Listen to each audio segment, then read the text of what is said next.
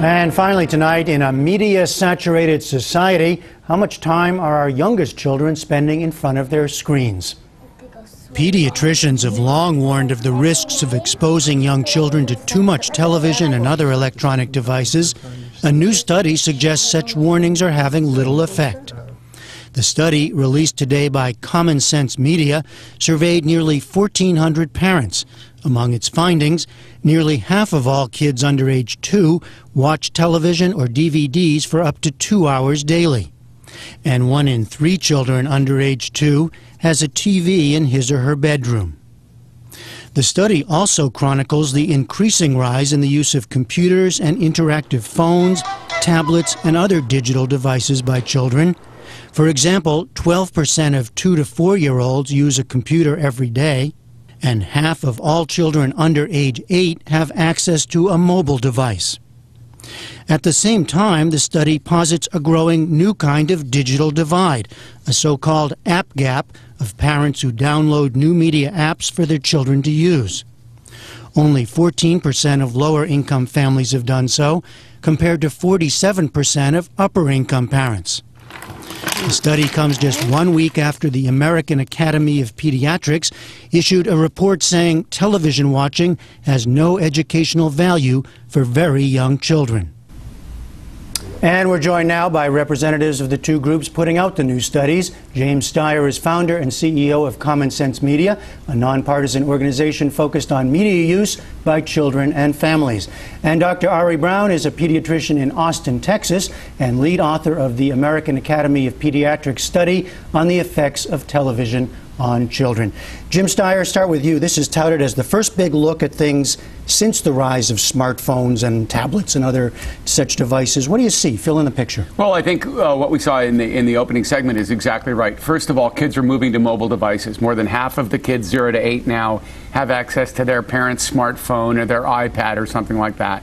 I think we're also seeing the app gap that is clear that wealthier kids have access to some of the new educational games that you can get on a smartphone or on an iPad, and disadvantaged kids simply don't. And then third, TV is still the elephant in the room. So that's what most kids are still doing, and what the American Academy of Pediatrics came out with last week is completely on point with what we're saying, which is TV, particularly for kids under the age of 2, is not necessarily helpful. Well, why is that? What are you seeing with the use of televisions, including the televisions in the room, right? Well, one thing that's really interesting is, 30% of children under the age of 2 have a TV set in their own bedroom. That's nuts, right? That's just crazy. And if you go to the 5 to 8 category, almost half of them have a TV of their own in their own bedroom. That's just the old real estate maxim: location, location, location. I really would recommend that kids don't have that in their bedroom.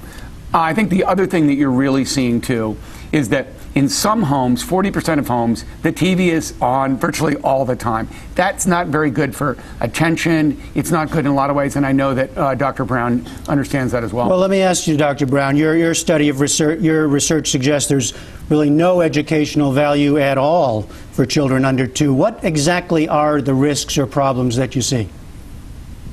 Well, there are 3 concerns that have come up in the literature, the first one being language skills. And so children who are watching televised programs under the age of 2 have fewer vocabulary words than their peers who aren't watching these programs. We don't know why, though. One question we raise, though, is it because parents are actually talking less to their children? Is there less talk time because the program is on? And we know that kids need that talking time for their language skills to develop. So that's the first issue. The second issue is its impact on sleep. And so with a third of kids under age 3 with a TV in their bedroom, and a third of parents admitting that they use TV as a sleep aid, there is some real concern here because we know that TV is not calming. In fact, it increases bedtime resistance and it reduces the quality of sleep. So kids are getting less quality and quantity of sleep, which is really important for their growing bodies and their growing brains.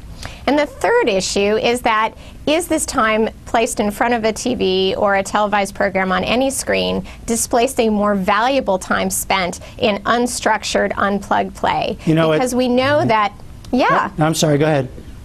Yeah, we know that that unstructured play helps a child with problem-solving skills and using their imagination and creativity, and that just can't be approximated with watching a passive form of programming on a screen. You know, I saw, staying with you, Dr. Brown, I saw that you said in an interview that the last time these recommendations were made, the Academy got a lot of flack. And you said that people asked you, what planet do you live on? You know, it's a media-saturated society. It's two couples working all the time. Screens are all around us. So what do you say this time? I mean, what exactly are you recommending to parents?